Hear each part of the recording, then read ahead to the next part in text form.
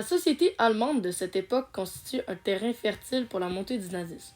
Ce jeune pays, créé en 1871, est une monarchie autoritaire avec un empereur puissant et un parlement faible, laissant peu de place à la démocratie et est très influencé par le militarisme et les conséquences de la guerre franco-prussienne de 1870.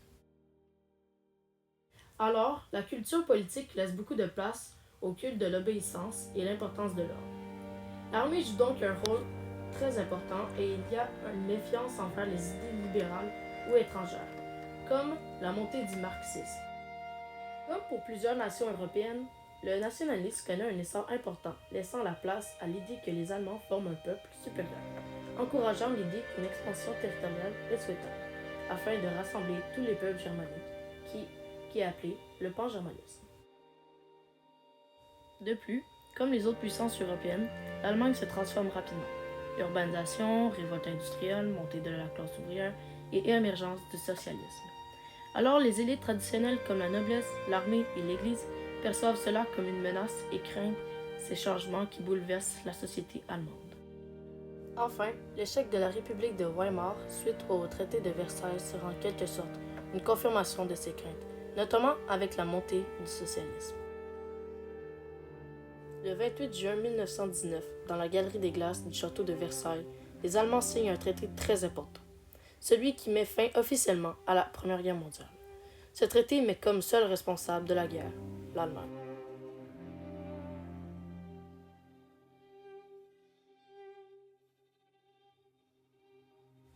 Donc ce pays a l'obligation de payer pour toute la reconstruction des villes de chaque pays qui ont été détruites pendant cette guerre. De plus, l'Allemagne doit réduire leur production militaire et retirer ses soldats de la rive gauche du Rhin. Finalement, l'Allemagne perd une partie de son territoire, ce qui fâche la plupart des Allemands.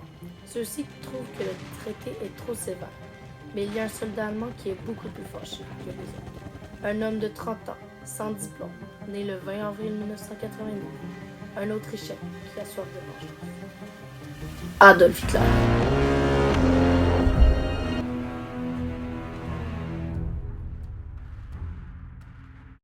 La montée du nazisme en Allemagne est intimement liée à la personnalité d'Adolf Hitler.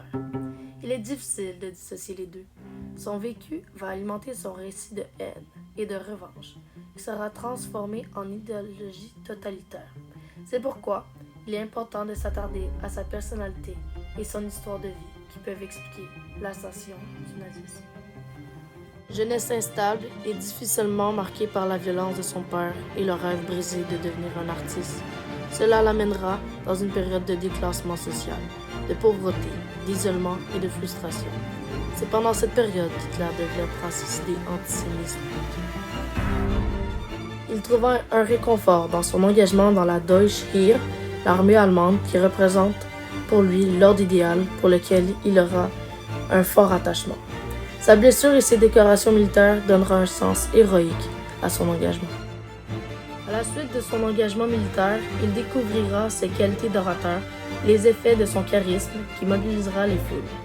Cela alimentera son sentiment de mission quasi divine et alimentera le culte du Führer dans le parti nazi.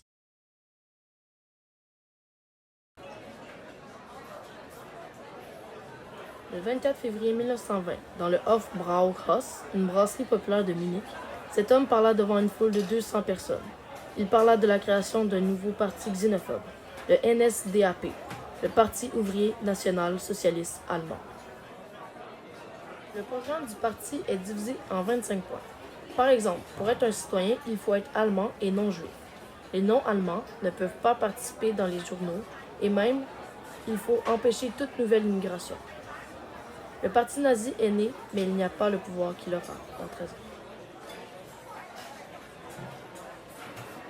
Le 9 novembre 1923, le parti nazi fait un coup d'État dans une brasserie de Munich, la Bürgerbräukeller, car le chef du gouvernement de Bavière fait une réunion. Pourquoi attaquer ce gouvernement? Parce que le parti nazi est bien représenté en Bavière. Donc, ils veulent éliminer la concurrence. Les meneurs, comme Adolf Hitler, sont arrêtés. Pendant son séjour en prison, il écrit le livre Mein Kampf. Ce livre deviendra, en quelque sorte, son programme politique.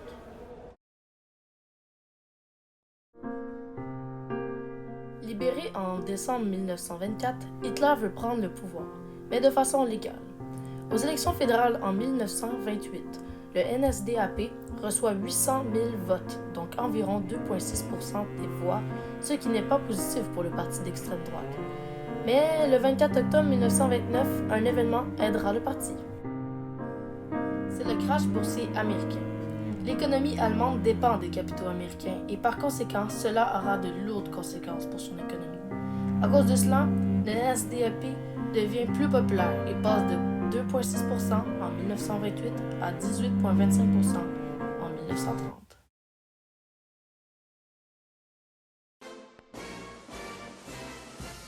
6 novembre 1932, le parti nazi est rendu avec 33,1% des voix et les communistes progressent avec 16,9% des voix. Les sociaux-démocrates perdent du terrain et ont peur que les communistes deviennent majoritaires. Leur seul espoir est sur les épaules du parti nazi. Le 30 janvier 1933, un nouveau chancelier est nommé, celui qui va changer l'histoire de l'Europe, celui qui va tuer des millions de personnes, celui qui a encore plus endetté l'Allemagne, Adolf Hitler.